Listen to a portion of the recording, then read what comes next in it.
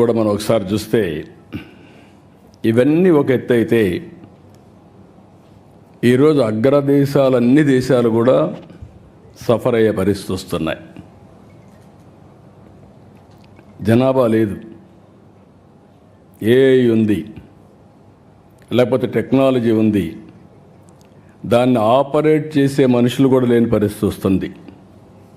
Europe కానీ, China కానీ, అదే మరి మీరు చూస్తే చాలా దేశాల్లో, జపాన్ కానీ, అన్ని దేశాల్లో ఏజింగ్ ప్రాబ్లం అనేది బిగ్గెస్ట్ ప్రాబ్లంగా తయారయ్యే పరిస్థితి వచ్చింది. మనం అందరం అదృష్టవంతులం. భారతదేశం వరకు ఈరోజు ఎగ్జామ్ట్ చేసే వచ్చింది.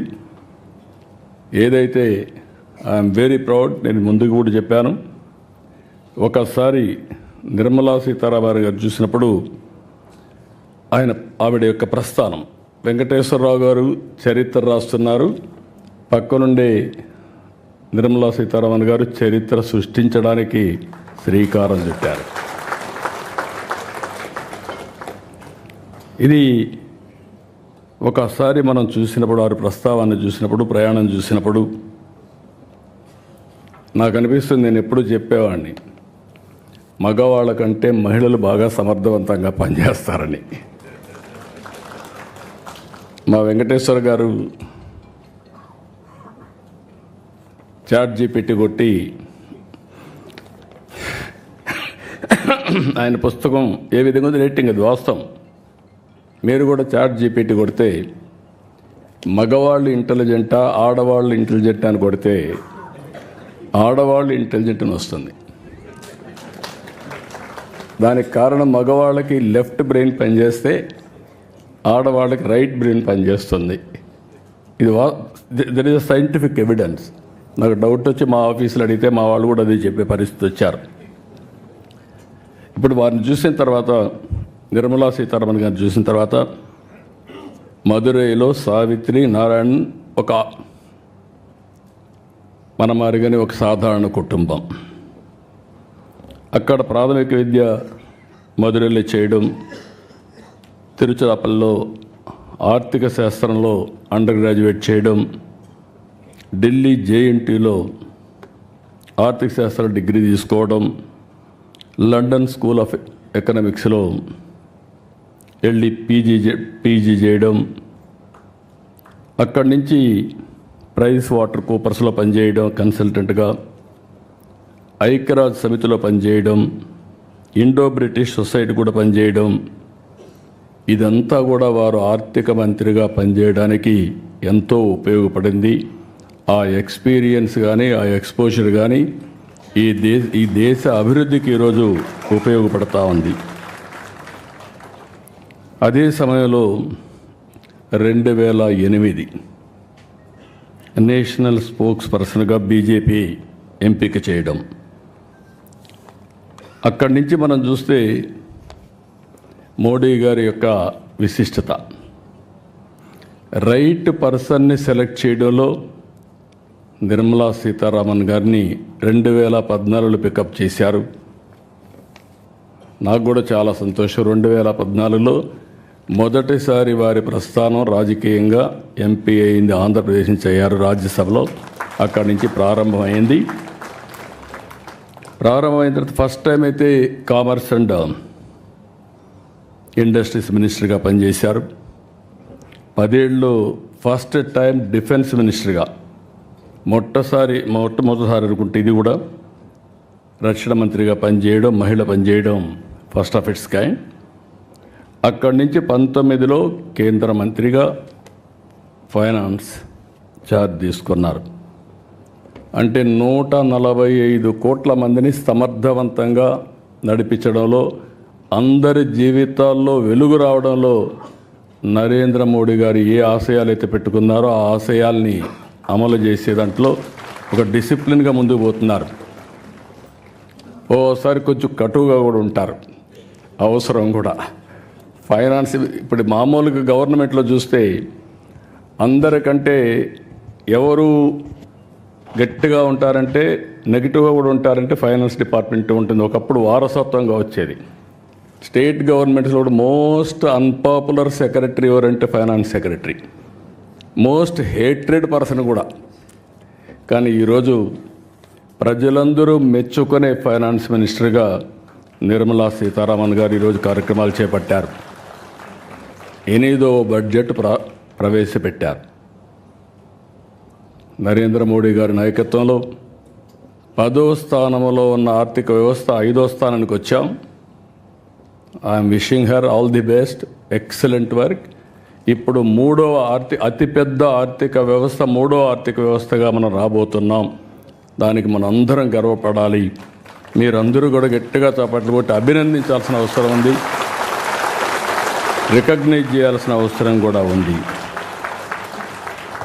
ఇప్పుడే వెంకయ్య నాయుడు గారు చాలా స్పష్టంగా చెప్పారు చరిత్ర గురించి. చరిత్ర అనేది అందరం కూడా నెమరు వేసుకోవాల్సిన అవసరం ఉంది. అదే సమయంలో చరిత్రను నెమరు వేసుకునే సమయంలో చరిత్రను సృష్టించే అవకాశం భారతదేశానికి ఈరోజు వచ్చింది. ఈరోజు మనందరం చూస్తే ఆర్థిక సంస్కరణలు 1991లో వచ్చాయి. మన తెలుగు బిడ్డ పివి నరసింహరావు గారు ఆర్థిక సంస్కరణలు ప్రారంభించారు. అక్కడి నుంచి ఐటీ వచ్చింది. ఇండియా ఫస్ట్ మూవర్ కింద మూవ్ అయ్యాం. మూడోది demographic dividend as a wind fall gain కింద మనకు వచ్చింది. దీంతో మన వాళ్ళందరూ చూస్తే ఒకప్పుడు ఎవరైనా మాట్లాడితే జూయిష్ ఇస్ ది బెస్ట్ అనేవాళ్ళు. ఇప్పుడు ఏ దేశానికి పోయినా ఇండియన్స్ ఆర్ ది బెస్ట్ అనే పరిస్థితికి వచ్చారు. దాంట్లో తెలుగు వాళ్ళు అగ్రస్థానంలో ఉన్నారు. దానికి నేను గర్వపడుతున్నా. చరిత్ర సృష్టించే ఈ సమయంలో ఏమాత్రం కూడా అశ్రద్ధ లేకుండా అందరం కష్టపడితే నాకు ఏమాత్రం అనుమానం లేదు, వికసిత్ భారత్, స్వర్ణ ఆంధ్రప్రదేశ్. ఈరోజు కష్టాలు ఉన్నాయనే ఉద్దేశంతో నేను ఆత్మస్థైర్యాన్ని పోగొట్టుకోవడానికి సిద్ధంగా లేను. ఈరోజు మీరు చూసినప్పుడు ఇప్పుడే వెంకయ్య నాయుడు గారు చెప్పారు, మీరు ఓవర్ కాన్ఫిడెంట్గా ఉన్నారని చెప్పి. కరెక్టే, కానీ ఆశ ఉంది. ప్రధానమంత్రి గారు 2047కి భారతదేశాన్ని ఒక అగ్రదేశంగా 1, 2 ఆర్థిక వ్యవస్థలుగా తయారు చేయాలనుకున్నప్పుడు అందులో నెంబర్ 1 స్థానంలో నా తెలుగు జాతి ఉండాలనేది నా ఆకాంక్ష. అదే సమయంలో ఈరోజు చాలా కష్టాలు ఉన్నాయి. నేను ఇప్పుడు కూడా వస్తూ నిన్న ఢిల్లీకి వెనుక అడిగాను. నేను మార్నింగ్ కూడా ఒక మాట అన్నాను మినిస్టర్ గారితో. ఆవిడ ఎంత ప్రాంప్ట్గా నేను నాకు ఇబ్బందులు ఉన్నాయని చెప్తే చెప్పడమే కాదు, డైరెక్ట్గా నా ముందరనే ఫోన్ చేసి ఇమీడియట్గా ఫండ్స్ రిలీజ్ చేయమని. తర్వాత ఈ రోజుకి నాకు ఆ డబ్బులు కూడా వచ్చాయి. వచ్చిన తర్వాత మార్నింగ్ వండుకొని వారు మాట్లాడుతుంది, మీకు పని కూడా అయ్యిందండి అని చెప్పారు. చాలా సంతోషం చెప్పాను, కంగ్రాచులేషన్ చెప్పాను. నేను ఒకటే చెప్పా, ఆంధ్రప్రదేశ్ వెంటిలేటర్ మీద ఉంది. మీ డాక్టర్గా మీరు ఇచ్చిన మెడిసిన్ వల్ల వెంటిలేటర్ నుంచి బయటకు వచ్చాం. ఇంకా కూడా ఆరోగ్యం బాగుపడలేదు. ఇంకా కొన్ని రోజులు మీ ట్రీట్మెంట్ అవసరం మేడం అని చెప్పి మార్నింగ్ కూడా రిక్వెస్ట్ చేశా. పేషెంట్ వెరీ స్ట్రాంగ్, కానీ శక్తి లేకపోతే ఎటైనా పోయే పరిస్థితి వస్తుంది.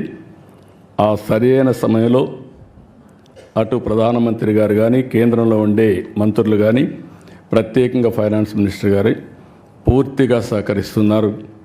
లేకపోతే ఏమాత్రం కూడా మనకు వెసులుబాటు లేని పరిస్థితి ఉండేది.